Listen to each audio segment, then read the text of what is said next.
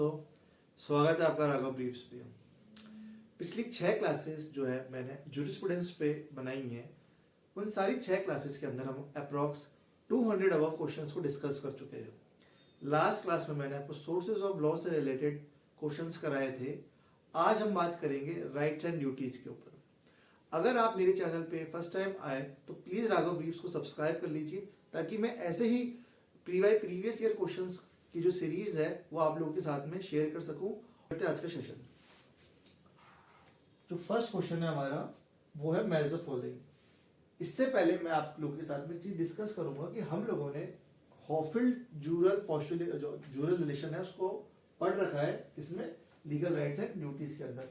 तो एक बार मैं आप लोगों को जो हॉफिल्ड का जो जूरल रिलेशन है उसको समझा दूं, ताकि जो भी हमारे क्वेश्चंस होंगे जूरल रिलेशन से उसको हम लोग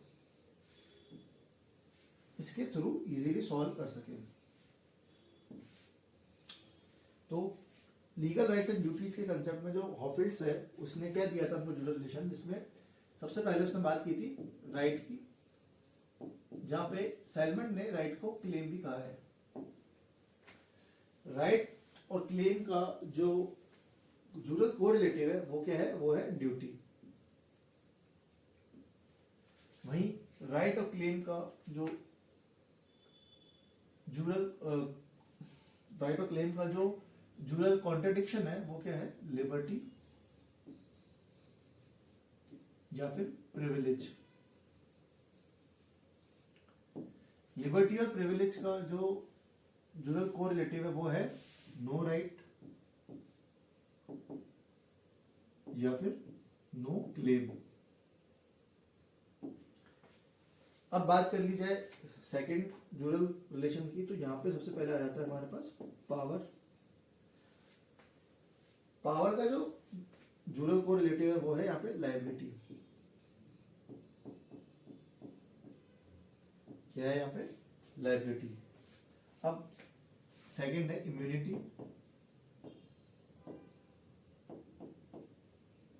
इम्यूनिटी का जो कोरिलेटिव है वो है डिसेबिलिटी।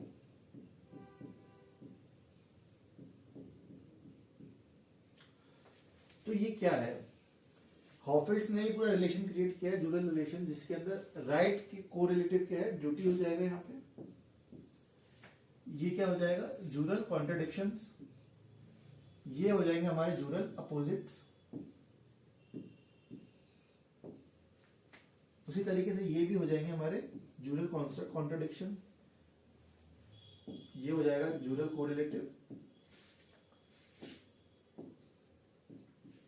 और ये हो जाएंगे जूरल अपोजिट्स। आप लोगों को ये जो डायग्राम है इसको अच्छे से अपने दिमाग में बिठा लेना है कि सारे क्वेश्चन जो कि राइट से हॉफिल्ड्स एनालिसिस से रिलेटेड आएंगे तो इसके थ्रू हम उसको सॉल्व कर लेंगे। तो फर्स्ट क्वेश्चन को हम करते हैं कि प्रिविलेज, ड्यूटी, पावर और एब्सोल्यूट ड्यूटी, इनको डिफाइन कर रखा है सेकंड टेबल में। तो प्रिविलेज का मतलब क्या होता है, gives content to the claim of a person, freedom from claim of another, have no correlative claim to another और ability of a person to change legal relation. हम लोगों को इसमें से एक भी ऑप्शन समझ में नहीं आ रहा तो उसको अभी छोड़ देते हैं। ड्यूटी की अगर मैं बात करूं तो ड्यूटी क्या होती है, gives content to the claim of a person. ये क्या, ये स्टेटमेंट ड्यूटी पे सेट बैठ रहा है? हाँ, ये बिल्कुल सेट बैठ रहा है कि जब हमारा पास कोई राइट होता है तो उसके अगेंस्ट में सामने वाले के पास क्या होती है, ड्यूटी होती है। हमारा राइट तभी सब्सिस्ट करेगा जब सामने वाला जो पर्सन है अपनी ड्यूटी को क्या निभाएगा। तो gives content, give satisfaction to the claim. Claim का मतलब जब give satisfaction to the right of a person. तो राइट ऑफ ए पर्सन का सेटिस्फेक्शन कब होगा, जब सामने वाला पर्सन जो है अपनी ड्यूटी को निभाएगा। तो बी का क्या हो जाएगा, 1। पावर की अगर मैं बात करूं तो पावर का मतलब क्या हो सकता है, freedom from claim of another, कि सामने वाले ने कि जो क्लेम है, जो सामने वाले के पास जो राइट है उससे मैं फ्री हूं। क्या इसको पावर कहा जा सकता है? नहीं, बिल्कुल नहीं।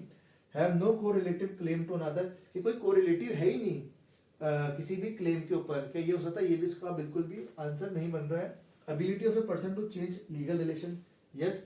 पावर का मतलब क्या होता है कि आप चाहे तो अपनी पावर के थ्रू क्या कर सकते हैं, चेंज कर सकते हैं किसी भी लीगल रिलेशन को, आप बदल सकते हैं किसी भी चीज को। और सी का क्या हो जाएगा, 4। सी का 4 और बी का क्या हो जाएगा, 1। तो कहीं आपको सी का 4 और बी का 1 दिख रहा है? सी का 4 और बी का 1। अब ये जो ऑप्शन में ए का क्या बता रखा है, 2। प्रिविलेज को क्या बोल रखा है, freedom from claim of another. यहाँ अगर मैं प्रिविलेज देखूं तो freedom from claim of another, no right, बिल्कुल सही बैठ रहा है, freedom from claim of another. और अगर एब्सोल्यूट ड्यूटी की बात मैं करूं तो have no correlative claim to another. ठीक है, तो आंसर क्या हो जाएगा हमारा यहाँ पे B. Which one of the following is the correlative of power. Power का कोरिलेटिव क्या है हमारे यहाँ पे, लायबिलिटी, तो आंसर क्या हो जाएगा यहाँ पे liability. Which one of the following is the correlative of a liberty according to Hohfeld. Liberty का कोरिलेटिव क्या है यहाँ पे, अगर मैं बात करूं लिबर्टी का लिबर्टी, ये यहाँ पे लिबर्टी आ गया है, यहाँ पे लिबर्टी का जो कोरिलेटिव वो क्या है, नो राइट, तो आंसर क्या हो जाएगा यहाँ पे D. Point out incorrect response, इन चारों में से कौन सा जो है इनकरेक्ट स्टेटमेंट है, ऑप्शन है liberty and claim are correlative, तो लिबर्टी एंड क्लेम के लिए लिबर्टी एंड क्लेम आर नहीं, तो लिबर्टी के साथ में क्या आना चाहिए था, यहाँ पे नो क्लेम आना चाहिए, तो आंसर क्या हो जाएगा वन, क्योंकि आंसर वन जो हमारा गलत है। हम अदर को चेक कर लेते हैं। Claim and duty are correlative, बिल्कुल सही, क्लेम और ड्यूटी कोरिलेटिव है। Power and liability are correlative, power and liability भी यहाँ पे कोरिलेटिव है। Immunity and disability are correlative, immunity and disability भी यहाँ पे कोरिलेटिव है। In which of the following the correct correlative is not mention, इनमें से कौन सा जो करेक्ट कोरिलेटिव वो नहीं है। राइट का ड्यूटी सही है, लिबर्टी का नो राइट सही है, इम्यूनिटी का प्रिविलेज बिल्कुल गलत, इम्यूनिटी का क्या है डिसेबिलिटी, प्रिविलेज अपने आप में, लिबर्टी खुद एक कोरिलेटिव है किसका, नो राइट का, पावर का लायबिलिटी, तो आंसर क्या हो जाएगा सी, जो कि गलत ऑप्शन यहाँ पे दे रखा है। Which of the following theories relating to legal right has been propounded by Ihering. Will theory, concession theory, realist theory या इंटरेस्ट थ्योरी। तो इनमें से कौन सी जो थ्योरी जो है वो आयरिंग ने प्रपोज की है, तो इसमें से कौन सी थ्योरी जो है इंटरेस्ट थ्योरी जो आयरिंग ने प्रपोज की है। अब लीगल राइट एंड ड्यूटीज के अंदर दो थ्योरीज जो है मेजर है, फर्स्ट है विल थ्योरी और सेकंड है इंटरेस्ट थ्योरी। अगर विल थ्योरी की बात कर ली जाए तो विल थ्योरी का क्या मतलब है कि कोई भी पर्सन अपने विल, अपने इच्छा के अनुसार जो है किसी भी तरह का जो असर्शन है या फिर अपना जो एक्सप्रेशन है वो शो कर सकता है सामने वाले पर्सन के ऊपर, जहां पर वो अपनी विल को एक्सरसाइज कर सकता है और सामने वाले की जो विल है उसको कंट्रोल कर सकता है, तो उसको क्या बोला गया है, उसको बोला है विल थ्योरी। वहीं अगर मैं इंटरेस्ट थ्योरी की बात करूं तो इंटरेस्ट थ्योरी ये बताती है कि जब भी कोई पर्सन का किसी भी चीज में इंटरेस्ट होता है, किसी भी तरह का वो इंटरेस्ट हो सकता है, तो सामने वाले की ये जिम्मेदारी बन जाती है कि वो उस पर्टिकुलर इंटरेस्ट को क्या करे, उस पर्टिकुलर इंटरेस्ट को क्या कर सकता है, वो उसको पर्टिकुलर इंटरेस्ट को क्या करना है, उसको प्रोवाइड कराना है उस पर्सन को जिसका उस पर्टिकुलर इंटरेस्ट है। अगर मैं एक एग्जांपल लूं कि ए का एक इंटरेस्ट है कि जो बी है उसको फ्रूट्स लाके देवे, तो यहाँ पे ए का इंटरेस्ट हो जाएगा, तो ए का क्या हो जाएगा यहाँ पे राइट, और बी की क्या यहाँ पे हो जाएगी ड्यूटी। तो ये तो हो गया इंटरेस्ट थ्योरी के हिसाब से। और विल थ्योरी के हिसाब से अगर मैं बात करूं तो विल थ्योरी के हिसाब से बात करूं तो ए के पास में क्या है कि विल है कि वो बी के थ्रू क्या करना सकता है अपना काम। तो यहाँ पे जो विल थ्योरी वो ये कह रही है कि आप असर्टिवली या फिर आप सेल्फ एक्सप्रेशन के थ्रू सामने वाले को बाध्य कर सकते हैं, कंपल्सन कर सकते हैं कि जो सामने वाला पर्सन है वो ड्यूटी बाउंड हो जाए, ताकि जो आप अपना जो राइट है उसको इन्फोर्स करा सके।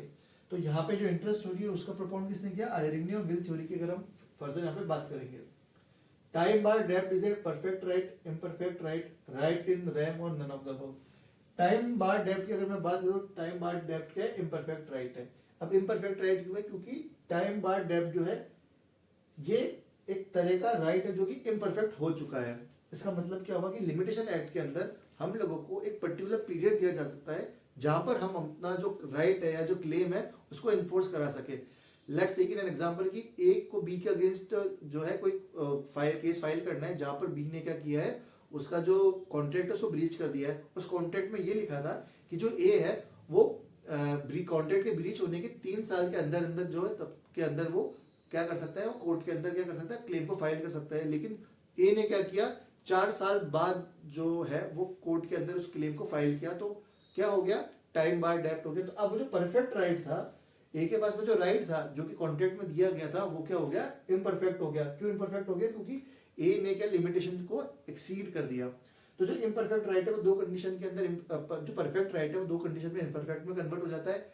या तो आप टाइम बार डेप्थ हो जाते हो, टाइम डेप्थ बार हो जाते हो, या फिर कोर्ट के अंदर आप गलत कोर्ट का के जुरिसडिक्शन में अपना जो है क्लेम को फाइल कर देते हो। तो यहाँ पे आंसर क्या हो गया हमारा, imperfect right. Point out the correct answer. A right in personam is such an interest which is solely available and is determined against individual. तो हमारा ऑप्शन क्या हो जाएगा यहाँ पे ए।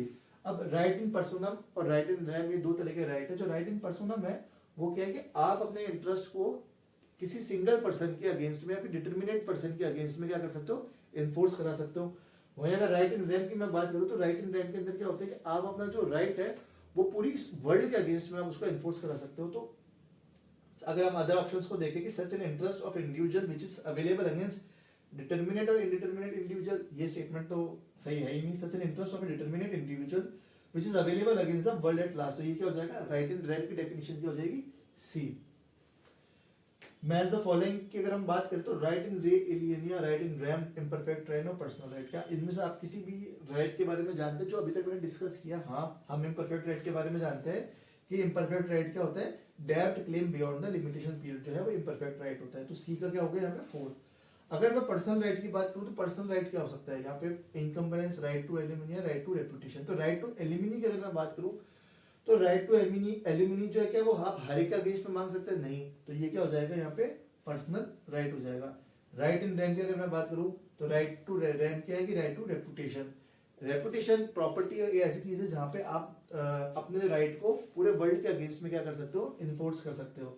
और अगर राइट इन रे एलियना की बात करा जाए तो इनकम्परेंस। राइट इन एलियना का मतलब क्योंकि आप अपनी प्रॉपर्टी के अंदर, आप अपनी प्रॉपर्टी में से एक पार्ट जो है वो सामने वाली पार्टी को दे रहे हो कि आप मेरी प्रॉपर्टी में से ये जो पोर्शन जो है इसको आप यूज कर सकते हो।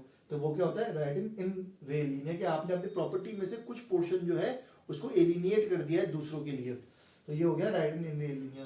तो ए का क्या हो गया यहाँ पे 3, ए का 3 यहाँ पे हो गया, बी का क्या हो गया 1, ए का 3, बी का 1, सी का 4 इम्परफेक्ट राइट डेब्ट, और डी का क्या हो गया 2 राइट टू एलिमिनेट। तो आंसर क्या हो गया हमारे यहाँ पे डी, आंसर डी हो गया। Analysis of right into 4 juristic correlative was done by Roscoe, Pound, Dredden, Hohfeld या कोलकॉफ। तो क्लास के शुरुआत में मैंने आपको बता दिया था कि होफील्ड ने जो ज्यूरल रिलेशन की जो है वो डेवलप किया था। A has money in his pocket, this right is a right in rem, right in personam, right both in rem and personam, right neither a right in rem or nor in personam. तो अगर आपके जेब में कोई भी पैसा है तो क्या उसको कोई छीन सकता है? बिल्कुल नहीं, उसको कोई भी नहीं छीन सकता। तो क्या हो जाएगा ये राइट इन रैम।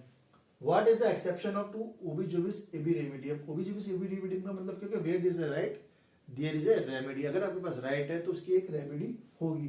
तो इसका एक्सेप्शन क्या होगा, imperfect right, equitable right, proprietary right या कॉर्पोरियल राइट। तो अभी मैंने आपके साथ में डिस्कस किया था कि इम्परफेक्ट राइट क्या होता है कि आपके पास राइट तो है लेकिन अब आप उसको एक्सरसाइज नहीं कर सकते क्योंकि क्या हो चुका है, वो राइट इम्परफेक्ट हो चुका है। तो आंसर क्या हो जाएगा इसमें कि where there is a remedy but there you have no right to exercise such remedy.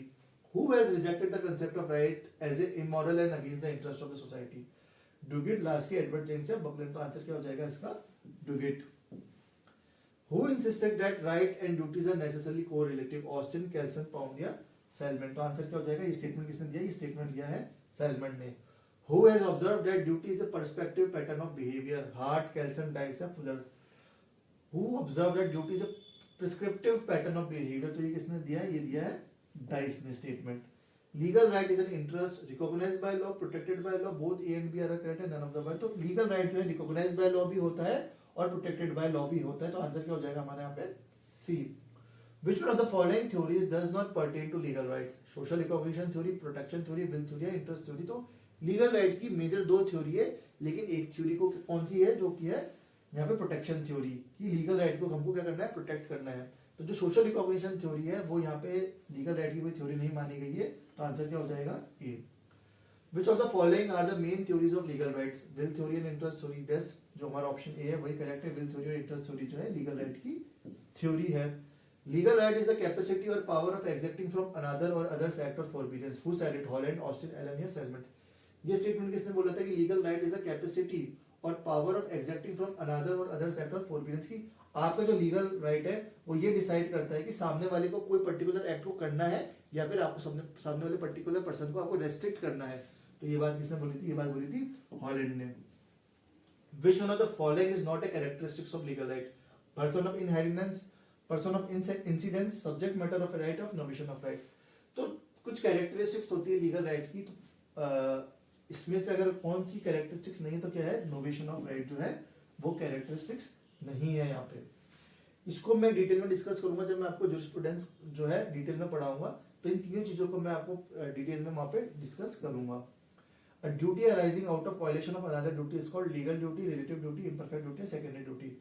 तो जो भी ड्यूटी अराइज होती है वायलेशन ऑफ अनदर ड्यूटी को क्या बोला जाता है? Secondary duty. तो प्राइमरी ड्यूटी कौन सी हो गई यहाँ पे?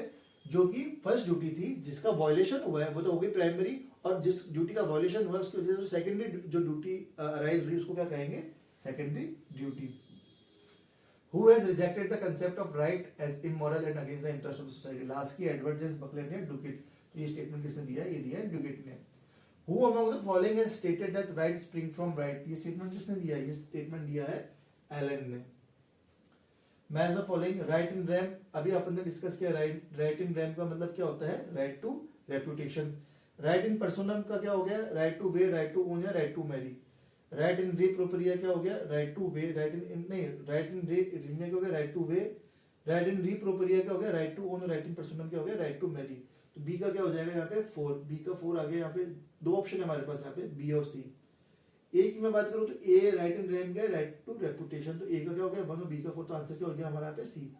सी का यहाँ पे 3 है अपने। राइट इन रेप्रोरिया जो है वो राइट टू ओन है, और राइट इन रे एलिनिया क्या है? राइट टू वे है। Which of the following statement denotes right in rent? Right to receive rent from the tenant of the farm, right to the peaceable enjoyment of the farm, right to recover damages for breach of contract या landlord's right of re-entry। अब आपको decide करना है कि इनमें से कौन सा राइट इन रैम है। अगर यहाँ पे कोई राइट इन रैम है तो इसका मतलब क्या है कि कुछ दूसरे जो राइट्स है वो क्या है? राइट इन पर्सोनम है।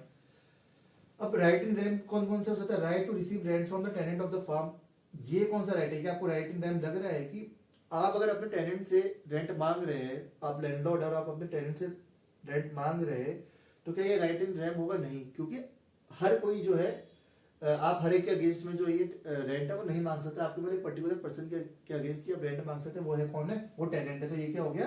Right in personam. Right to the peaceable enjoyment of the farm, आप इंजॉय करते हो अपने फार्म पे, तो ये जो राइट है ये आप सबके अगेंस्ट में एग्जीक्यूट कर सकते हैं या फिर इन्फोर्स कर सकते हैं। हाँ, मैं बिल्कुल सबके अगेंस्ट में जो इसको एग्जीक्यूट कर सकता हूँ कि कोई भी इंडिविजुअल, कोई भी पर्सन जो है मुझे किसी भी तरह का कोई भी न्यूजेंस जो है क्रिएट नहीं करेगा। कब? जब मैं को अपने फार्म के अंदर एंजॉयमेंट करना है। तो ये जो बी है जो वो क्या कहलाया जाएगा? Right in rem. Right to recover damages for breach of contract, तो अगर मैं इसकी बात करूं तो आप क्या रिकवर कर सकते हो हर एक से, कि अगर आपका ब्रीच ऑफ कॉन्ट्रैक्ट हो गया या फिर आप केवल उसी पर्सन से रिकवर कर सकते हो अपने ब्रीच डैमेज को जिसके साथ में आपने कॉन्ट्रैक्ट किया। तो ये भी क्या हो जाएगा? Right in पर्सोनम।